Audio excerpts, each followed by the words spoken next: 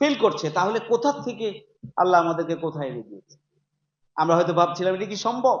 এখন মানুষ ভাবে যে আগামী দিনে জামাত ইসলামীর ক্ষমতায় আসা উচিত। আমরা তো মনে করি না জামাত ইসলামী এখনই ক্ষমতায় আসবে, কিন্তু মানুষ মনে করে। এবং এটা প্রত্যেকটি শ্রেণী পেশার সাধারণ মানুষ এবং সর্বস্তরের মানুষ পর্যন্ত, অর্থাৎ উপর লেভেল থেকে তৃণমূল পর্যন্ত মানুষের মধ্যে এই ধরনের একটি ধারণা তৈরি হয়েছে যে এদের দেখা দরকার।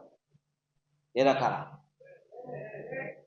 এদের দেখা দরকার, এবং সেই দেখার ব্যাপারে যে আগ্রহ জায়গা তৈরি হয়েছে, আমরা যদি এই ধারাকে ইলেকশন পর্যন্ত নিয়ে যেতে পারি, আল্লাহ রাব্বুল আলামিন অতীতের দীর্ঘ ত্যাগ এবং কোরবানির পুরস্কার আল্লাহ হয়তো আমাদেরকে দেবেন ইনশাআল্লাহ।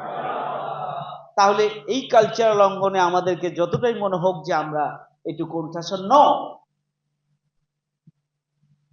জামাত ইসলামী এবং তার আদর্শ যেভাবে অন্যদের কাছে আলোচনার বিষয়,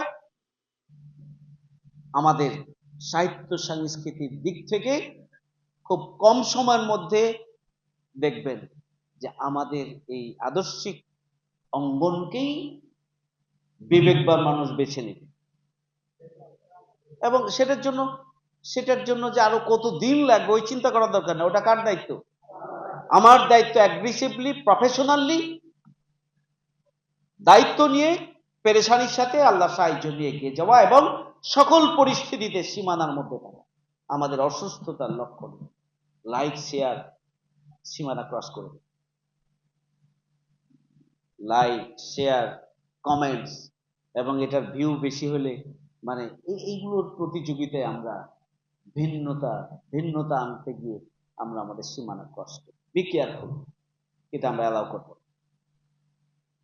এই ব্যাপারে আশা করি আপনাদের যার যার এখনো দুর্বলতা আছে, গানের মধ্যে দুর্বলতা আছে, আমরা এই চেয়ারে যারা আছি তাদেরও দুর্বলতা আছে, সামনে যারা আছেন তাদেরও। চান্স পাইলাম কাজ একটা করে না হয় কেন?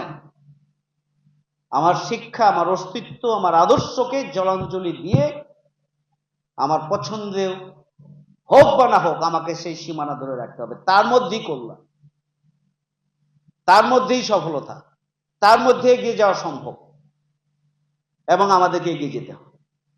এই ব্যাপারে কিন্তু আমাদের শিথিলতা, দুর্বলতা থেকে গেছে। বিজ্ঞান ফলে সতর্ক হোক।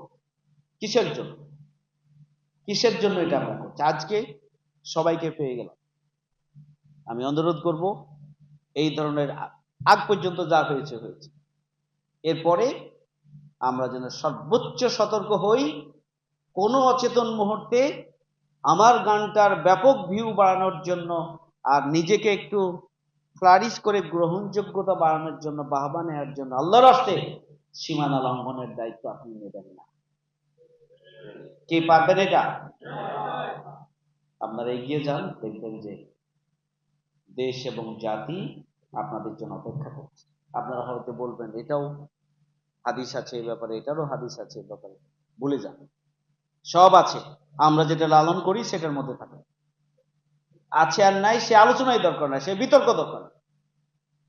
যেটা আমরা ধারণ করি সেটার মধ্যে থাকে না। আর কখনোই যদি শরিয়া বোর্ড চিন্তা গবেষণা করে কোনো বিষয়ে আমাদের সামনে এগিয়ে যাওয়ার জন্য কোনো নির্দেশনা দেয়, সেই নির্দেশনা তো সবার আগে আমরাই পালন করবো, নাকি?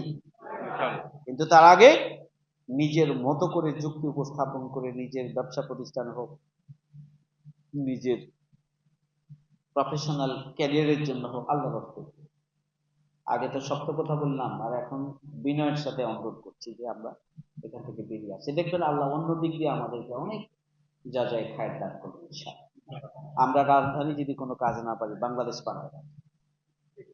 এটা এই জন্যই বলছি যে রাজধানী ঢাকা মহানগরী, সব বিষয়ের স্ট্যান্ডার্ড মেনটেন করা দায়িত্ব আমার,